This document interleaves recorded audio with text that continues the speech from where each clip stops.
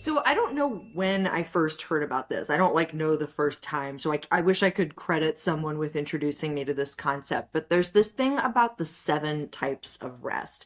I think that when people hear the word rest, there's a lot of things that they might go to. They might think about physical rest or mental rest.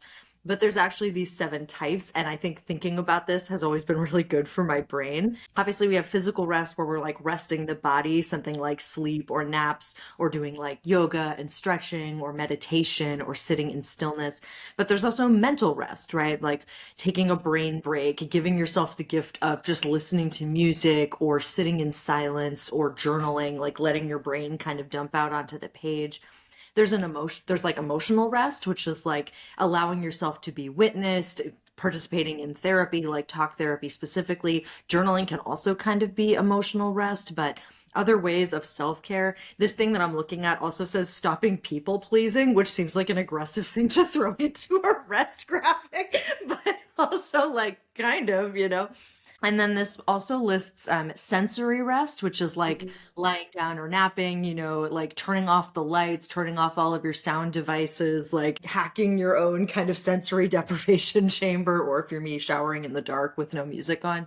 There's spiritual rest, which is to say doing things that provide meaning, doing meditation, different kinds of spiritual practice, either in solitude or in community.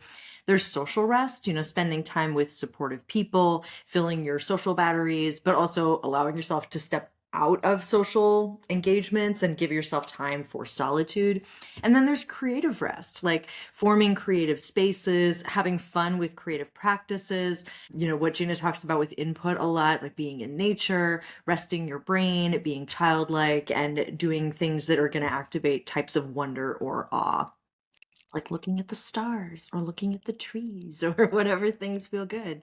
But I think that thinking about seven types of rest instead of just whatever general frameworks of rest you might have in your head is a really interesting place to start this conversation, because I think it expands a lot of possibility around what rest can actually look like and what it can mean and what parts of ourselves are getting to experience rest when we practice it. There's also the version that's just like, wow, I don't do any of these things and I'm failing to rest in seven unique categories, which might be more appropriate for us as a group of people in this particular moment. Okay, but I think, yes, we all fail to rest. That is like where this conversation This starts. episode is just, hi, we're hypocrites. Yeah. But I do think it's interesting that in all of the seven categories, there were examples of active and passive Hmm. rest. Like Hmm. there were things to do that are considered restful, Yeah. and also things to not do, or Hmm. more like deprivation spaces. Hmm. And so one numerological thing that I brought to the table, this Hmm. is actually perfect.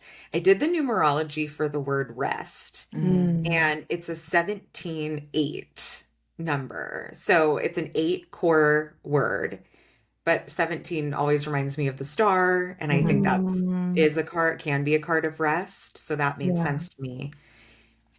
Then I also did, but eight was struck me as kind of funny because I was like, Hmm. oh, eight is a very active number, Hmm. can be a very active number. That's interesting. So then I did the numerology of the word action, and it's also an eight.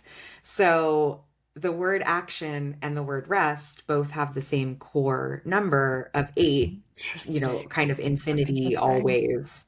But then you said there are ways to be active in rest and Hmm. passive that Hmm. kind of vibed. So that's just interesting to me. That's really interesting. Yeah. I think, well, I'm a hypocrite because I struggle to rap. So talking about it, but this is a do as I say, don't do as I do. Yeah. 'Cause I think Meg was the one who said in a previous recent forecast that you're a terrible boss to yourself. Yes. And I feel similarly, like I would never expect someone who worked for me to work the way that I work. Or I wouldn't expect the things that I expect from myself from anyone else. Mhm. I've been doing a lot of thinking lately about like where does that come from? And why are there kinds of rest that some kinds of rest are very easy for me, but some kinds I really, really like. Usually they're types of rest that I can deem productive or useful in another way. But Hmm. when it comes to kinds of rest or play that I don't think are inherently quote unquote useful or productive or like contributing to the artistic process, I really struggle to hold space for that. Hmm. Yeah. Hmm. Hmm. Yeah, I mean, I'm curious how you both would define rest, Hmm. but I'm also curious how you would both, why rest is important. Like, why does rest matter? Why is it a thing that we prioritize or say that we prioritize or encourage other people to prioritize, even if we can't do it ourselves? Like, what is the benefit of rest? And how does that contribute to like what it is?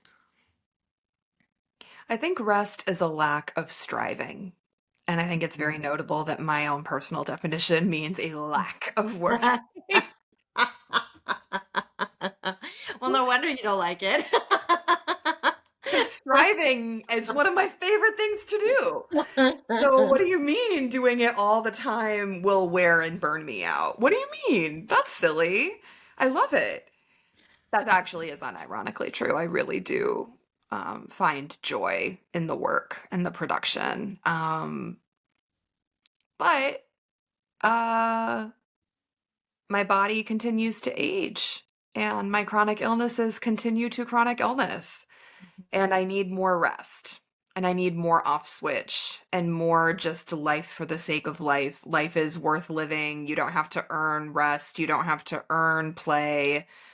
All those fun Protestant work ethic things that get ingrained in so many of us, explicitly or implicitly through cultural osmosis over time. That's not really an answer to your question, but I don't know that there is a clean answer to the question. I'm not even sure how I would answer these questions, but like it feels like a yeah. decent place to start of like what even is rest? Because I'm like, is it just stopping working? That doesn't feel quite right. Like, is it Yeah. is it restoration? Is it Mm, slowing down? Is it stepping back? Is it boundaries? Like, is it it's not always play, but it can be. Is it mhm. input? Doesn't have to be, right? Like I feel like it's actually kind of it's a really big category of Yeah. things. And I appreciate in that sense that you gave 7 areas because I'm like, yeah, some of those look very playful for me. Some of them Mhm. look very off switch, like cocooning in bed. Some of them look like setting boundaries with certain people in life and being like, no, I can't see you that often, or no, I can't. Well, like recently, for example, our one of our D&D groups is going to start yet another tabletop role playing game, and everyone except me has opted into it. And I'm like, I said no to this wonderful, playful, restful thing that we do because I'm too busy. And adding more, even a playful, joyful thing would be too much. And so, yeah, I think that that also looks like rest also does look like saying no to things sometimes. Yeah. B, Yeah, you're in school for counseling. What do you think? right. Yes. Well, with a month of education under my belt, no. You're the expert now. I do think I'm really happy to know this thing about rest and action both being 8 because every Mhm. word that's come out of both of your mouths for the last couple of minutes have been like so 8 coded in terms of like Mm. earning, productivity, Mhm. is rest tied to striving, like we, all kind of all over the map, but then also this idea of there being many ways to rest Mhm. and it being personal and kind of hard to define.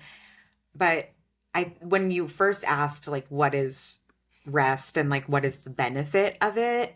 I think that's interesting because rest is individual to each person based on their set of needs. And Mhm. I do think there could be like taking a rest being like taking a break, but then there also could be rest, like doing something that you know is going to be relaxing, that you know is going to bring you back into a state of calm or Mm. center, or like I think about that as well. and how rest and recovery are not really the same thing. Like we have Yeah. rest just seems like part of the cycle. And I think because we have such a cultural overemphasis on the production part of the cycle, Hmm. then we've started to see the rest as not a part of the cycle. Instead, we see it as something that takes us out of the game. And it's like, that's not, which is where I hear this like lack of striving coming Hmm. from as well, Yeah. is like, I have to pause all of that out there instead of, oh, Jen, who is in all of our circles and in the coven, but said recently something about rest being the foundation for all else. And I was like, oh, that's a whole Mm. sermon on like, That's a sermon. Yeah. yeah, yeah, yeah, yeah. But Yeah. I even think about like last night we went to bed so early because it's getting Mhm. dark now. Yeah. And I probably got more sleep last night than in many other nights. And I woke up with a headache. And I was like, well, what the hell? Like I rested. Mhm. Now I feel Mhm. terrible. What's that? So, yeah, I don't think like sleep is inherently rest, is Agree. inherently anything else. So it is hard to define. Mhm. It's hard to say. I do want to like extra underline and agree with that point you said that like sleep is not inherently restful. Like it might biologically give the body something, but like, and I know like that we're saying this like meanwhile Meg is like a chronic insomnia, like idiopathic It's fine. insomniac. But there, I've had to But find other ways to rest, which is yeah, actually proving your point. So, but it's like my dreams are so vivid and active and have been since I was a kid, honestly. Like I kind of struggle with like because like in these different spiritual circles, it'll be like, "Ooh, what's your dream telling you?" And I'm like, man, I have an absolutely movie like world building dream every fucking night. Mhm. Every night. Like, and I am blissed out when I wake up and don't know what I dreamed about. Because usually I'm waking up like mid movie and my dreams are so active that I don't wake up feeling rested. And I don't know, I just think that's a really like important point that like rest also does not necessarily mean just laying down. Like, Yeah. yeah. That's a really cool dream world, just to say. I mean, obviously, I hate that you don't rest, but Sometimes it's like because like sometimes it's really violent and a lot of the time it's very like family fucked up shit. Like I don't dream about people I know generally. It's all like literally I'm in a world and I know everyone through whatever version I am in that world, but like I wake up and I'm like, I have a whole new family. I have a whole new like friend group, like ecosystem. And then I like take a few minutes to come back into my body and back into reality. And then I'm like, Jesus Christ, I need a cup of coffee. Like, okay, yeah. I take it back. Yeah, having witnessed it most mornings, I'm like, this seems. I don't think I could navigate what Gina has to do any better than I navigate what I have to do. Like it feels like. But to both of your points, I think this is such an important piece of the puzzle that gets lost so much is that rest Yeah. really does look different for different people, and also that having categories for different kinds of rest, I think is really useful as a framework for approaching what kind of rest do I actually need right now? Like, do I need to stop trying to make something? Do I need to be in a quiet space? Do I need to connect with other people? Do I need the rest of like not making a decision or the rest of like getting to be playful or silly or like, it's all of the different kinds of rest gives us more opportunity to think about what rest might look like for us in a particular moment. Like I think about I have so many people in my life who have some version of ADHD. And so there's like and when I listen to them talk about what they do to unwind, it's always like, okay, well, there's a movie on the TV and there's a game on my computer, and then I'm playing something on my phone, and then there's also music going, and I'm eating a snack, and and I've got my 5 beverages, and I'm always like, that makes me want to cry. Like that's so much stimulation. I would literally have to leave. Like I can't handle that. Even just like watching TV and sometimes scrolling on my phone is more than I want, you I know? get distracted when we are watching something and I'm on my phone. Yeah, like Like even that Gina is a being distracted distracts me. And I'm like, I'm just trying to chill, man. What are you doing? but I'm So like, I'm not distracted. I'm doing ADHD. Exactly. But I'm like doing that's things. Da, da, da. Yeah. the amount of input that you want and what Yeah. feels good and restful and stimulating or soothing for the brain. Like brains are wild, man. Like but I think that's helpful to keep in mind because I was like looking at some of these examples and I was like, well, for someone who wants a lot of stimulation to feel rested, what makes me feel rested and safe and calm might make them feel more activated or stressed out. Like, yeah. Yeah.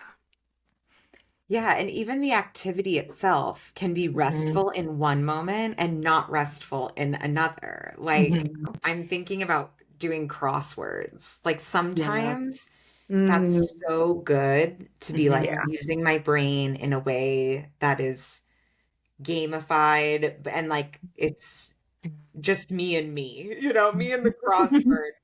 But then other times I look at it and I'm like, I cannot read these clues. I cannot think about Mhm. this thing. Like my brain is on full overload. So I think that's why the seven, this is very seven of cups. Like the Truly. seven Your feels menu of rest. good. Yeah, yeah, yeah. Because it's like, okay, then maybe in one moment I'm really physically tired, but I'm Mhm. not mentally tired. So if Yeah. I'm laying on the couch reading or laying on the couch doing a crossword, then that feels very restful to me. But then Mhm. other times I am mentally really out of it. And like going on a walk is a really good way to Mhm. move. It's not restful, quote unquote, in the way that you might think, but Mhm. like I'm moving my body, I'm breathing fresh air, my Mhm. mind is going wherever it wants to go. Like that feels very restful. Mhm. I find, I don't know, maybe you saying that be like kind of help both of you what you've said like has I think kind of maybe helped me. I mean, I know I first described rest as a lack of striving, but I'm like maybe rest is stuff that just helps me be completely present and Mhm. not in a moment of anticipation of what's next or we're active like consciously working toward what's next because I think about how like rested. So to share, like Meg and I had brunch with a new friend today before we came to record. And initially I was like, oh man, am I going to be so tired? Like more, talking, like even though I love like recording these, I was like, am I going to be wiped? I was so energized after our brunch.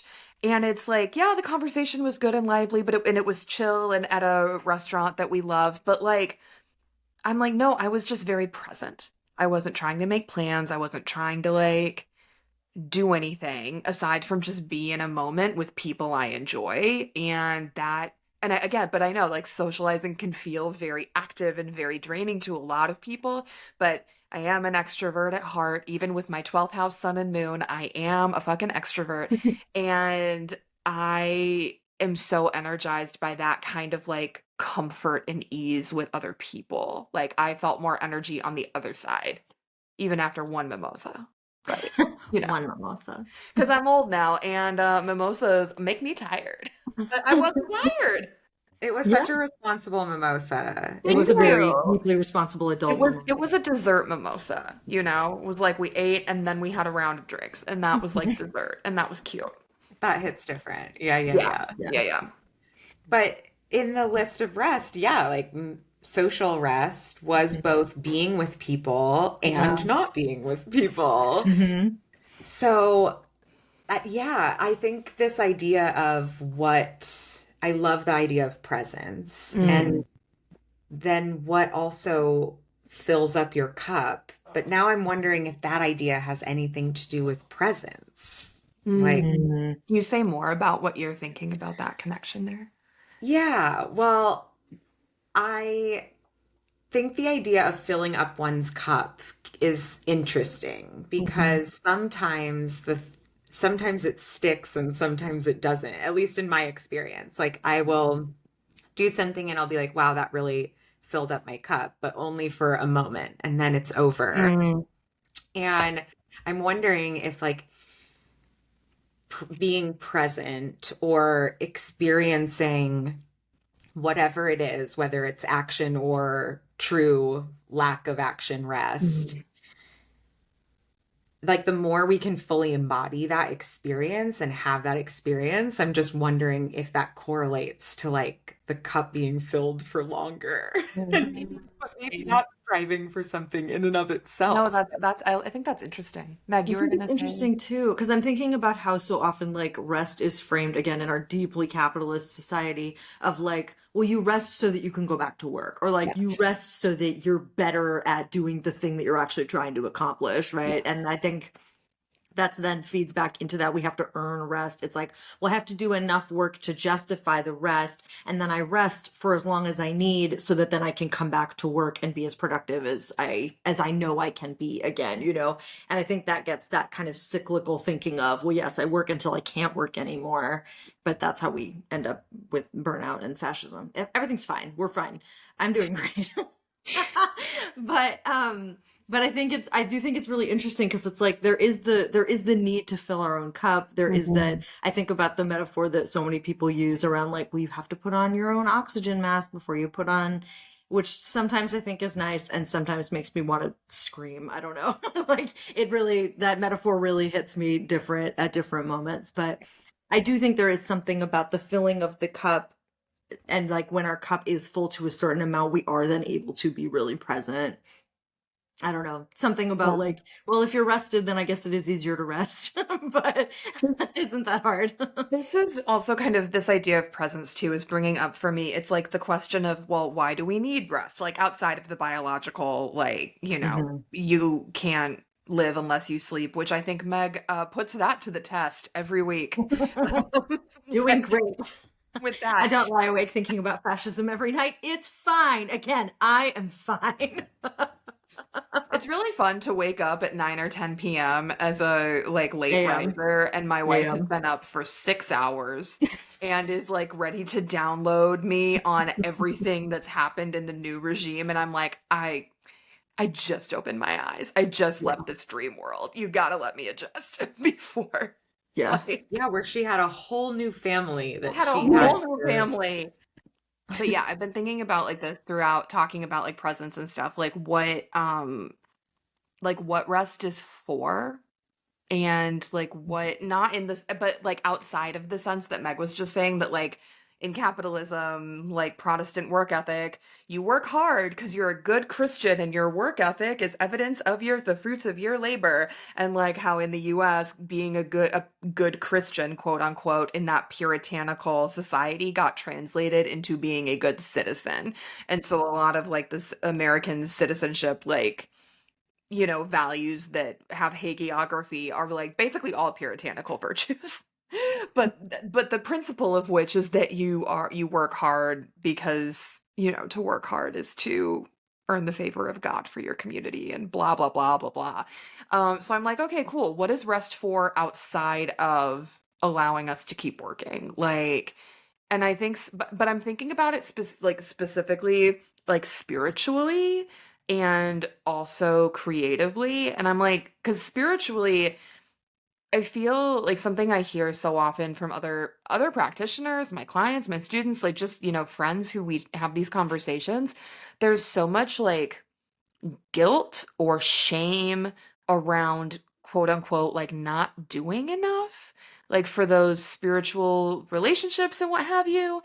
And it's like, but no one, I mean, barring, our wives who we are with like all day, every day, it's like no one in life I'm not talking to people I care about and love all day, every day. Like, so why is there this? I don't know. I feel like when there's kinds of like spiritual rest or maybe a particular like deity or spirit relationship just isn't as active, that can bring feelings of like I'm not doing enough or feeling guilty about it when it's like maybe you're both just doing your own thing and then you'll come together in a few weeks and chat and that'll be great. I don't know. Does that make sense?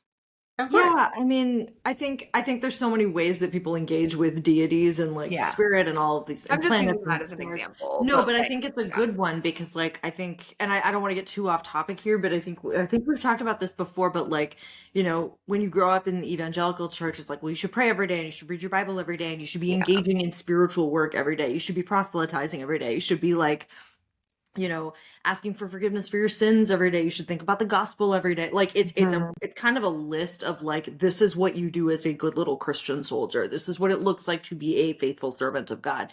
And that doesn't translate well to most other deities or spiritual practices. Like most of these deities, you know, that you're not necessarily being asked to do that, and or it's not necessarily even wanted. Again, I'm like the worst person to be talking about this, but it's like, if I don't talk to Mercury one day, it's fine.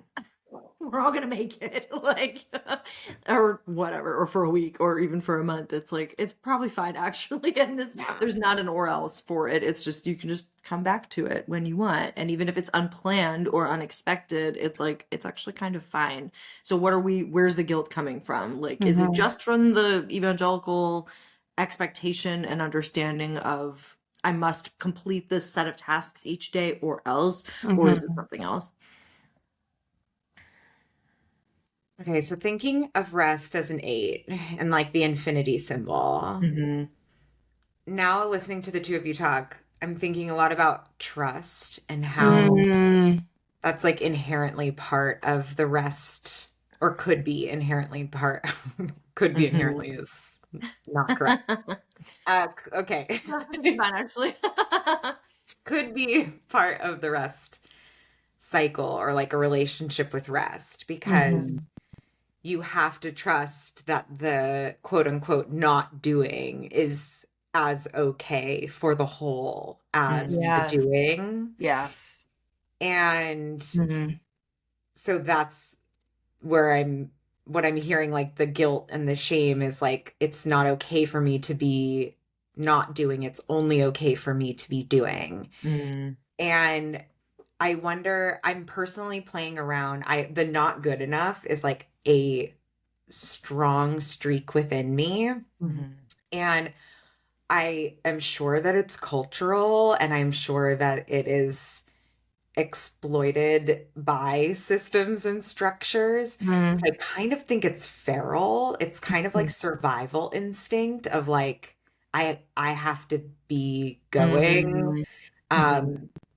Seems, at least to me, to be kind of rooted in a deeper level of the human experience than just like capitalism or whatever. It's like, I almost died, and that part did not die with whatever version of me is not around anymore.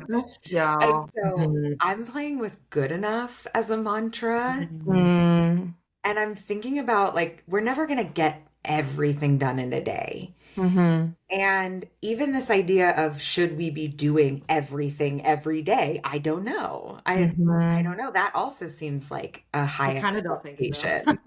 I'm kind of Yeah. like, no. So you have to like trust, or I guess we're learning to trust that the good enough or the not doing is just as valuable, can be just as pleasurable, and like is necessary for survival and continuance, which we're talking about, like more than just what can I do after I rest, but just like to continue being alive on the planet. Yeah. But like, can one moment of rest after the thought good enough be nourishing for me enough to count? We'll see. Yeah. No, I appreciate that we keep coming back to the numerology of these words, B. Because what I said, I think, before we started recording was that astrologically speaking, like, I think you can make, rest is not the domain of any one planet. It's not the domain of any one house of the birth chart. There's a lot of overlap. I think especially in what we're talking about, like trust and presence and the not striving, to me, that's all very lunar. That's all very the moon, which in like what I would call neo-Hellenistic astrology is also the body. Like the moon represents the literal physical body. More modern astrology attribute the emotional life to the moon, which I do think checks out. And there's just that way, right? That like the moon is the planet that moves the fastest to us on Earth. Like the moon changes signs every 2 to 3 days. The moon's waxing half the month and then it's waning half the month. And so I think that also speaks to the variability of our energy levels, and that what counts as rest, what is nourishing as rest one day may be very, it may not even be that it's like different activity to activity, just as different day to day, you know? Like today, like I said earlier, I was so energized by like a 2-hour brunch with a friend. I was so energized by that. Yesterday, I played The Witcher for 6 hours, and it, like, wasn't enough somehow. So, like, I don't know, I think there's a lot of, and that variation does and, like, being attentive to what the body, mind, spirit needs in a day-to-day way, like, there is a way in which that is a spiritual practice. Like, that kind of attention, attentiveness, that kind of devotion, that kind of being tuned into yourself. Like, I don't know. I don't have eloquent thoughts about this. I think in part because I feel like I didn't start to tune into myself and my body and my day to day until my mid 20s, like legitimately. It took like the absolute crisis events that I talk about in my book Heretic, like for me to start to like even be able to identify what emotion I was feeling. Like it was bad, you guys. It was really, I was a very, very different person. Um, and I think that's, you know, I appreciate the point that like I agree with what Bee's saying in that sense that there's a lot of this that is really deep to the human experience that systems exploit and that are, but that it's not intrinsic to the system. But I'm also like, God damn, the systems sure do work to keep everybody really tired and running on autopilot and not stopping or pausing enough to tune in with what kind of rest do I need today? What does my body fucking need today? I don't know. Well, I think that's part of it, and I think like obviously you had like a series of crisis events that like really propelled you into things, but I think even for folks who maybe didn't have an experience like that, still if we're thinking about at least here in the United States, like the first 20, 22 years of our lives, most of us are in school for that entire time. And Yeah. so we're trained to follow a schedule that we didn't set. We're trained to engage with subjects that we perhaps didn't choose.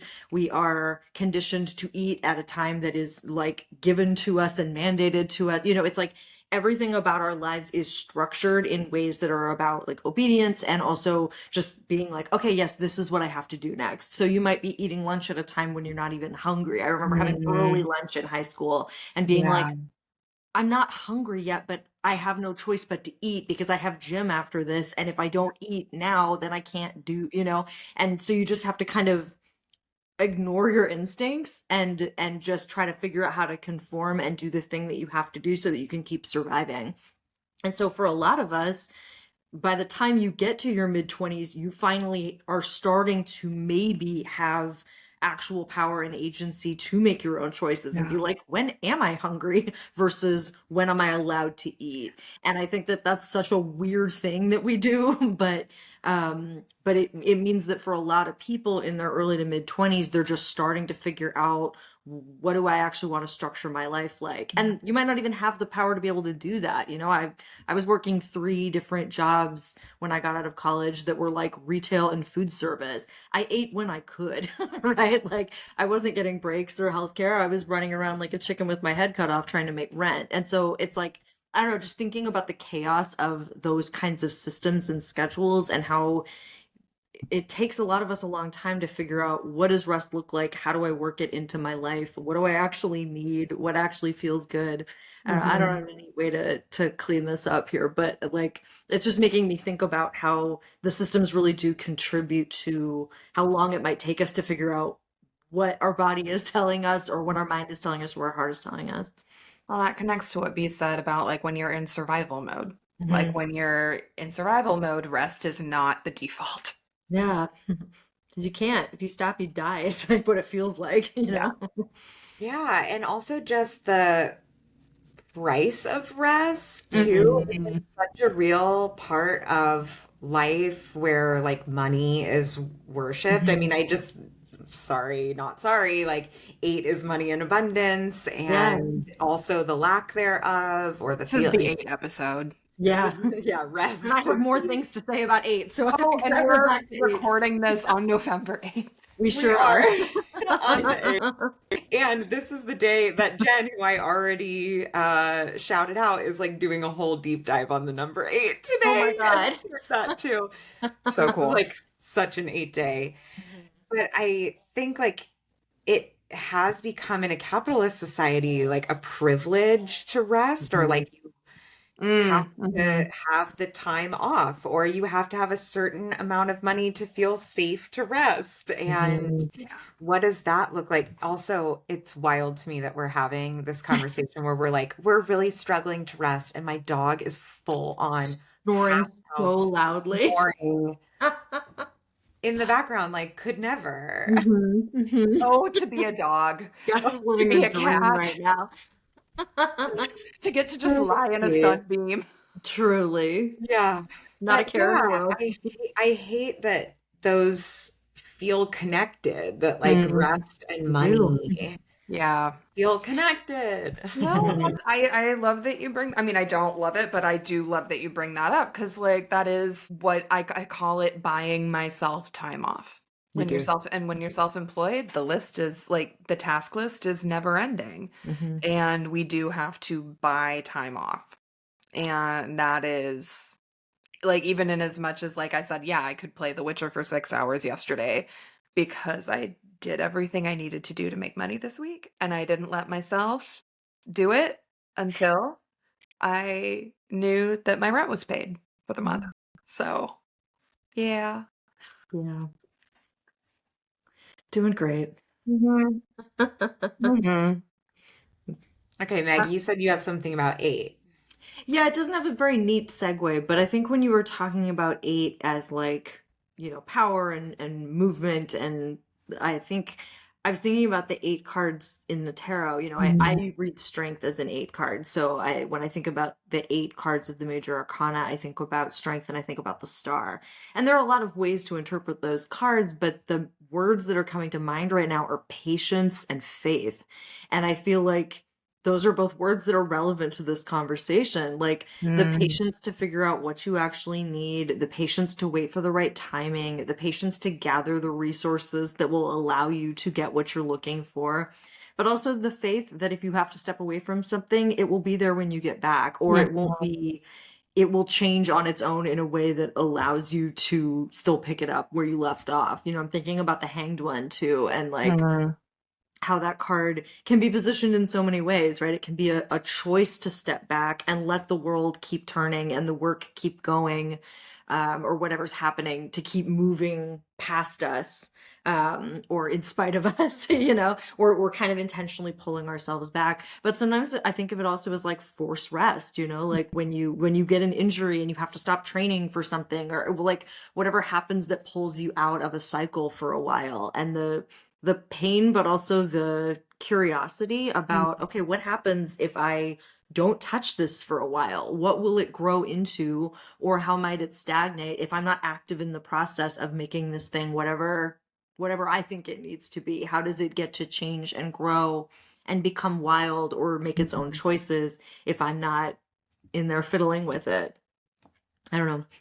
No, that reminds me, I was something I made a little note earlier that to me, I usually, when I'm writing about rest, and this is especially top of mind since it's cooling down and the heat Mhm. is on in the house officially, and like winter is approaching, is that I think I write about rest as winter a lot. Mm. And that's not necessarily an astrological correspondence. Like, I think there are some Saturn things there, but again, astrologically, there's so much that can be tied in. But I do think seasonally, at least for the northern hemisphere, it's also weird that I like, because when I write about rest as winter and like kind of the hibernation and the blanketing of snow and everything, to what Meg was saying, like everything that's happening while you're not directly tending to it, like everything that is composting and that is, you know, grist for the mill, like it's all in there, it's churning, it's doing its behind the scenes thing, but it's not being like actively tended or harvested or planted or what have you.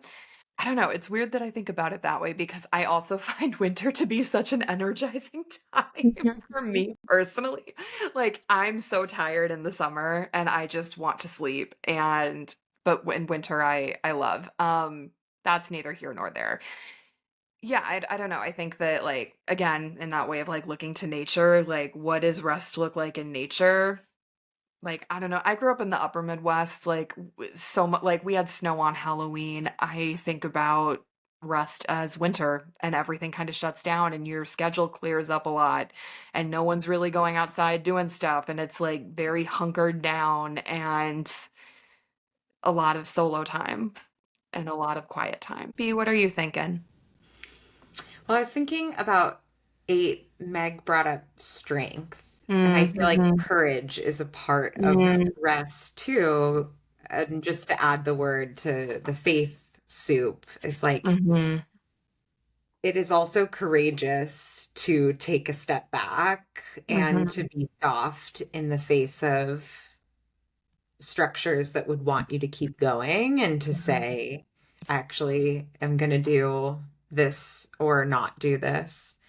And also, the idea of like you already brought up, Gina, that when you're in crisis or survival mode, like rest is not top of mind or doesn't feel like a priority, but in some ways it has to be, or this idea that like, Yeah. if we haven't done the to-do list, then we have not earned the right to rest. And I actually think there's something very heart-centered and courageous about saying, actually, that's not true. The one phrase we have that we haven't brought up, and I hesitate to bring it up because I actually don't really.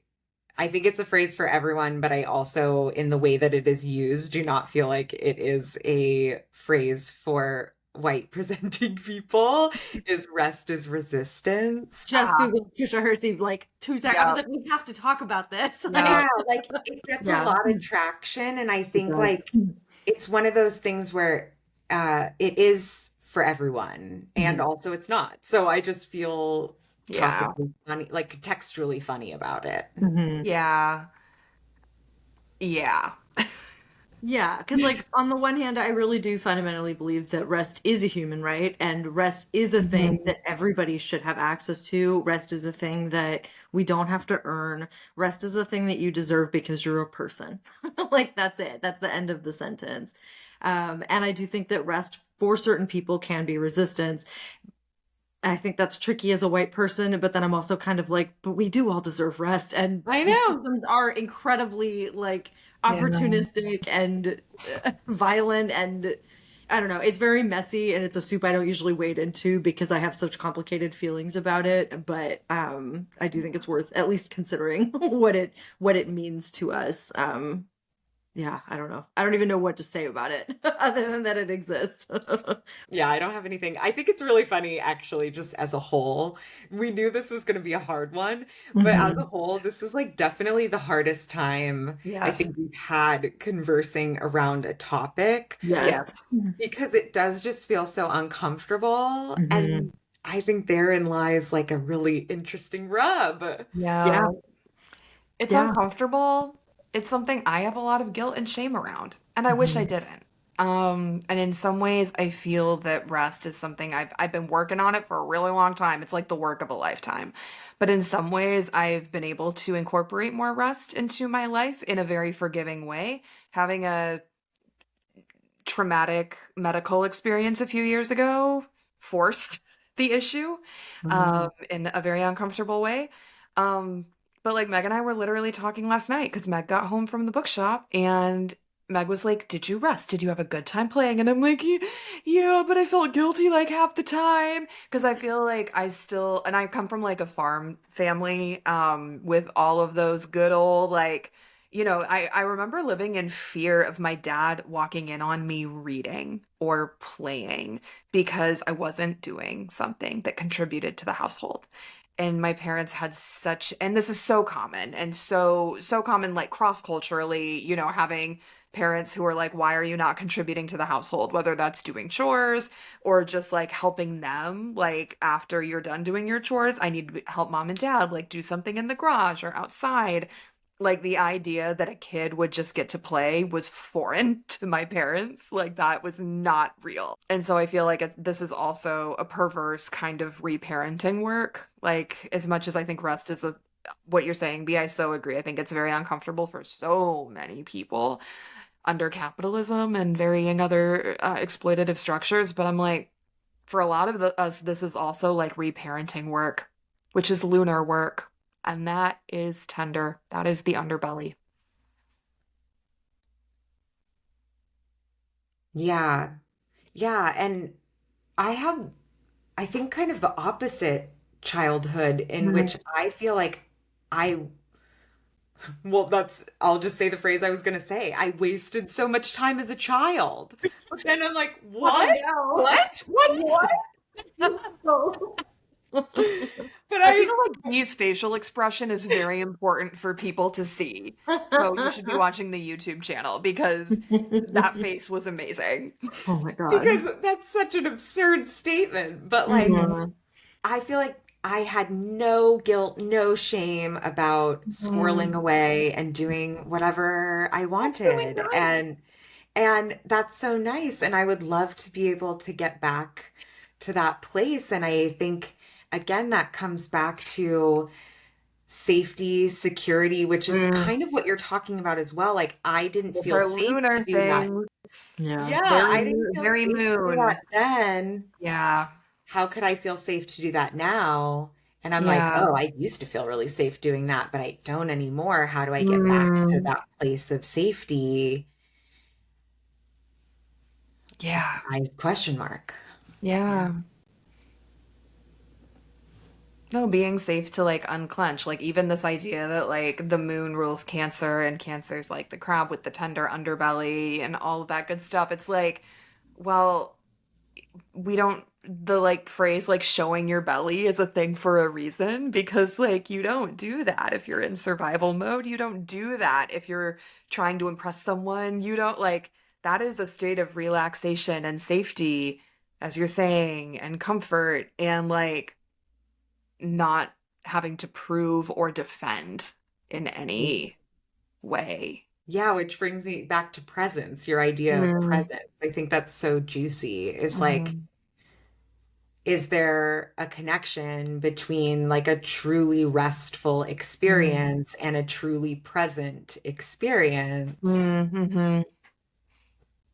Yeah. This isn't directly related, but Meg mentioned it earlier about like the stimulation of screens. It's like, how much does scrolling take you out of being present? How much does scrolling take me out of that cultivating or trying to create the conditions for that state of being? Because I get it. I think that like sitting with the horrors or like sitting with your like feeling your feelings, which is such a double-edged sword and like just a Yeah. general concept. um but letting yourself get bored, like I think those things can be uncomfortable in different ways because they don't necessarily feel like rest either.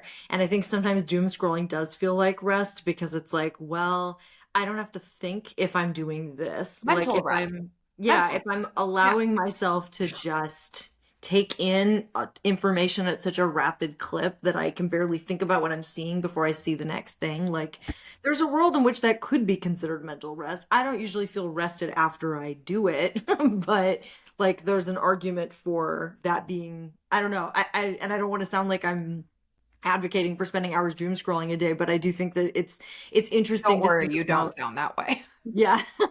But I think there's, I don't know, I just think there's something weird about the different ways that rest can feel and what can feel Mhm. restful in the moment or what can feel like we're being present in the moment. And then on reflection, we're like, no, I was actually outsourcing all of this, or I was actually trying to let myself get lost in a way that I thought might be restful. Which Mm. is just to say, who knows where rest is?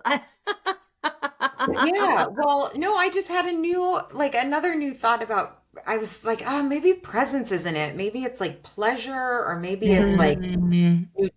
even neutrality. Because then when I think Mhm. Mm. about, okay, is doom scrolling restful? I actually at one point was ready to come here and make like a bold statement that I don't think any rest can happen with a screen. But I don't know. Mm. then I was like, oh, but I love watching movies with my friends and I feel very Yeah. well, you know. Like when So I watch garbage reality television, I do feel really more rested because I can turn my brain off. My yeah, ASMR videos help me fall asleep Yeah. most nights. totally. Like, So yeah. I've, I didn't come here and say that, but I am thinking now, like in the doom scrolling example, if you can rest while doing that, great. But that Mhm. means that you can't be activated by anything that you're seeing. And Right. so Yeah. then I'm wondering, like, maybe that's why I'm like, okay, maybe presence isn't as specific as we can get because I've definitely been present in moments where I've been activated and that's not Mhm. restful. So 100%. Yeah. then is it like pleasure neutrality to pleasure? I don't know. What creates a restful state? I know. I did try to like Google it, like, or I mean, I don't really use Google anymore. I tried to duck, duck, goose it. Doesn't sound as cute though. Duck, duck, go, whatever the browser is. But the first thing that came up is like, a fucking API, like, like you can't just get a definition for things anymore. Um, but one of the definitions that actually came up is, of course, like repose and sleep specifically, a Mhm. bodily state characterized by minimal functional and metabolic activities, which I think is fascinating. Like Mhm. that it's minimal function, it's the lack of doing, a freedom from activity or labor, absence of motion, peace of mind or spirit, rhythmic silence, something used for support. Like, I don't know, there's all kinds of, Rhythmic because silence. it's in music, like a music, like a Yeah, rest yeah, in yeah. music. Oh, Yeah. right. Yeah, it's called a rest. I feel like I'm gonna play with that personally. Yeah, That's I like the idea of like the pause or the breath in between, but I don't know, there's something, the spaciousness, there's something in there that's like not exactly presence, but is not presence. I Yeah. know. Yeah. There's something I was thinking about how like I remember for years and years and years I thought that hibernation, like bears hibernating in the winter, was just them sleeping. And it's not. And but it is that like significantly reduced activity. Mhm. Like they do, like they eat less, they have fewer bodily function, like all of that is true because their level of activity is so reduced. But like, female bears still give birth in the winter, like during Mhm. hibernation, like that can still happen. I don't know. So I think the idea of like reduced activity is also, Mhm. um, yeah. Or like intentional activity, like Yeah. choosing the activity instead of just Yes. getting lost in the hamster wheel of activity, which is Yeah. what doom scrolling feels like when I do it Yeah. at the very least. Okay, so maybe a good way to take us someplace practical Mhm. is to just think about a bunch of ideas Mhm. for Yeah. rest. I Mm. actually wrote down, I don't know, one of you was talking about something like this, but I wrote down like a rest menu and how I should. Oh, yeah, I said the phrase rest You menu said when it. you talked You about said it. Seven of Cups. I was like, ooh, I love that as a menu. Yeah, but the idea, and like I think having seven categories is way too much because I'm like, I feel like I need a little Cosmo quiz as a Hmm. rest menu, you know? Like that Hmm. has just like three results. One of them is like for like body doesn't want to do stuff, one emotionally doesn't want, like I don't know. But I feel like I need to make a rest menu and put it Hmm. on the fridge. Kind of like how when I was really sick a while ago, Meg put a little notes on the fridge for me. If you're hungry, eat this. If you want this, eat and just like fucking told me what to do, which was such a gift. Cause like anyway, I don't know if that's Minimal practical. function. Yeah. That's so restful to be told what to do.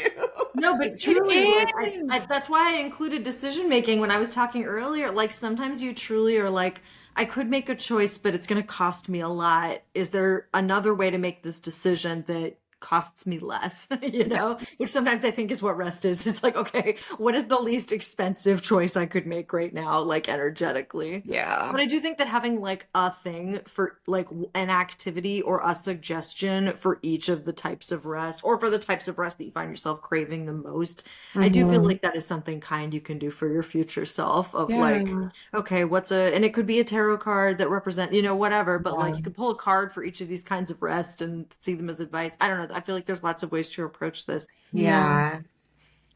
Yeah. Any last thoughts on rest? I'm glad we talked about this. Yeah. I'm I'm not I surprised that it was a tough topic for us to talk about, Yeah. honestly, because I think it's hard to Yeah. define. I think it's hard to think about. I think it's hard to do. Yeah. I would love, actually, we try not to be like, let us know in the comments, but No, but truly and actually. Yeah. I would really love to know Yeah. from the Coven, like what works. Again, we know that it's unique, but like, what are the things that bring you rest? How do Yeah. you define it? What has been helpful to you in your Mhm. own adventures with rest? Yeah, I mean, the three of us were never going to bring you anything other than do what works for you, because we don't know. Rest. What is it? Who is Who is she? she? Like, Yeah, yeah, what have who we could been talking say? about? Yeah. But